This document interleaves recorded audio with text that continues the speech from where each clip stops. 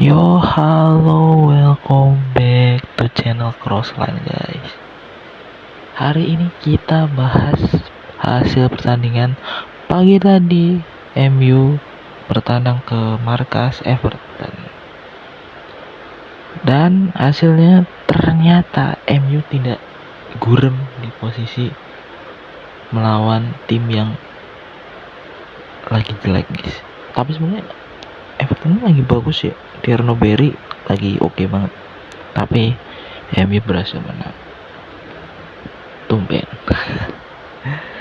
Oke, pertandingan tadi malam tuh bener-bener tipe laga yang kayak bikin penonton tuh campur aduk gitu, kayak tegang, gregetan, tapi akhirnya puas juga.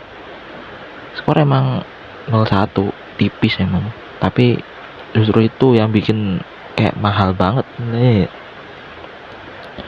Dari awal tuh Everton sama MU sama-sama pakai formasi 4-2-3-1. Jadi ya kebayang lah ya, dua lini tengahnya padat banget, double pivot ketemu double pivot, winger ketemu fullback yang disiplin turun, striker sendirian lawan dua back tengah yang hasilnya, tapi Bemo itu sih turun sih, dia false sih, ruang sempit, temponya naik turun, dan peluang bersih kayak cuma bisa dihitung jari guys. Nah, sebelum kick off nih buat MU ada kabar kurang enak. Si Lica nggak masuk line up, cedera dia. Terus kan kita biasa lihat dia jadi tukang jagal gitu di lini itu. Tapi ya kita tahulah riwayat cederanya Lisandro. Jadi ya Leny Yoro masuk gitu. Tapi salut sih, Yoro mainnya cukup kalem, nggak panik, nggak overcommit, dan cukup rapi sih baca pergerakan lawan. Nah, ini masuk ke pertandingan. Itu bener-bener laga sabar-sabaran guys, sumpah. Everton mainnya low block, disiplin banget. Gak ada pertandingan rapat, jarak antar lini deket. Jadi mau main terupas saya susah. Mau tusuk tengah, mentok. Crossing pun sering mentah. KM itu mainnya cuma muter-muter di depan kotak penalti sampai ending yang benar-benar clean, kayak bisa ayo dong lebih direct, ayo direct lagi bro gitu kan. Nah, ini tipe pertandingan yang bikin lo semua tuh refleksi hidup guys. Kadang udah usaha muter kemana-mana tetap mentok, ternyata yang dibutuhin bukan maksa nabrak tembok guys, tapi nunggu momen yang pas. Ternyata bener kejadian di lapangan juga kayak gitu.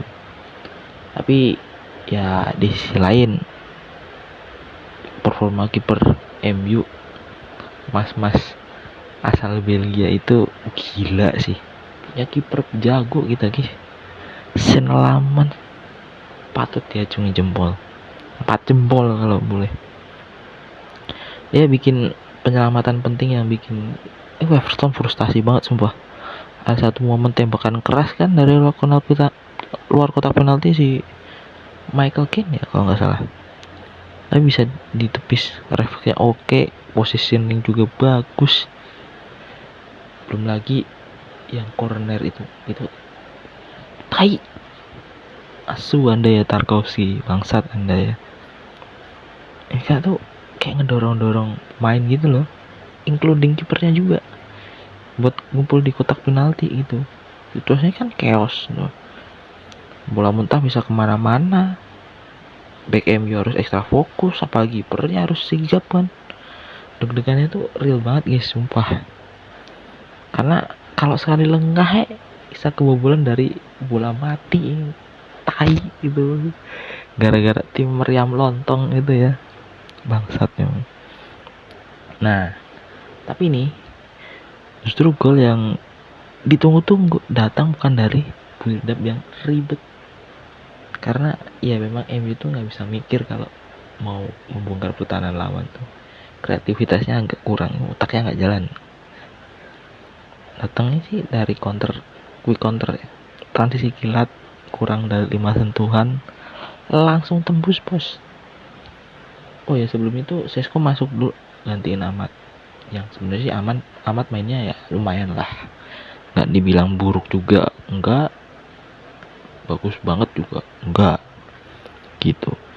Itu momennya tuh dari sisi kiri kan, si Luxio dapat bola ke Konya, dia switch play ke depan ke Bumo, dan Sesko yang baru masuk, yang staminanya masih oke, speednya juga kenceng banget parah. Itu back siapa sih, Tarkowski ya, agak kejar pak, agak kejar, umpan vertikal lanjut ke sayap kan, tarik ke tengah,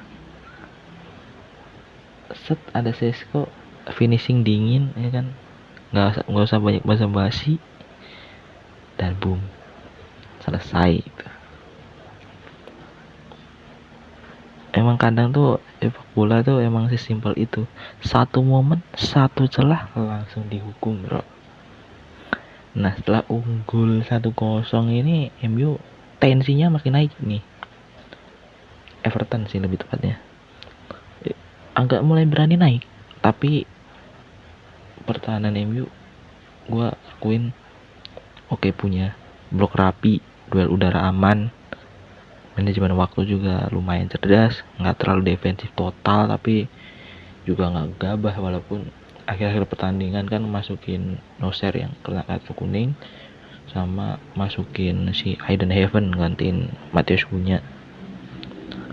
Nah yang bikin manis nih, hasil ini tuh ngaruhnya besar kan men, tambahan 3 poin kan, bikin MU naik peringkat 4, meninggalkan bestie kita tercinta Chelsea Football Club ya di peringkat 5, jarak 3 poin ya kan. Terus dari Aston Villa itu cuma 2 poin guys, kalau nggak salah bakal ketemu Aston Villa juga kan.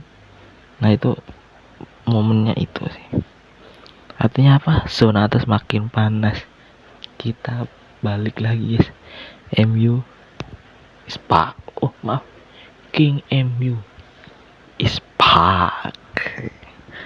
Persaingan makin sempit jaraknya, dan tiap pertandingan tuh depannya benar-benar kayak final sih, adu konsisten. Dan tentu saja MU jangan diharapkan, anda ya fans jangan terlalu berharap MU bisa konsisten. Karena apa, kalau anda berharap dengan MU, anda sudah kena scammingnya MU guys. Jangan pernah berharap, turunkan ekspektasi kalian. Ini singkatnya gini sih, ini bukan lagi yang penuh pesta gol atau permainan cantik nan cair. Ini laga mental, laga sabar, laga yang nunjukin kalau buat menang kadang nggak perlu dominasi total, cukup satu momen yang dimaksimalkan dengan sempurna. Dan tadi pagi itu momen itu berhasil dimiliki oleh King MU, yang sebenarnya sih jujur aja mainnya bersama kayak Jose Mourinho waktu itu, cuma karena waktu itu belangsak banget, nggak dikasih back bagus, cedera semua, cuma ada Phil Jones sama Chris Smalling, ya sudah, parkir bus tapi busnya tai. Dan mungkin segitu dulu pembahasannya ya, karena ya simple aja, Sena Lamas main bagus, quick counter efektif, itu sudah jadi modal yang bagus buat MU untuk menang di pertandingan ini. Shout out juga buat James Garner, dia mau menunjukkan bahwa dia ada di sini. Dan buat Sena Lamas juga terima kasih sudah ada. Oke, mungkin segitu videonya. Jangan lupa tonton video-video selanjutnya. Jangan lupa like, comment, and subscribe, dan juga follow TikToknya Crossline 48 ya guys ya. Bye bye.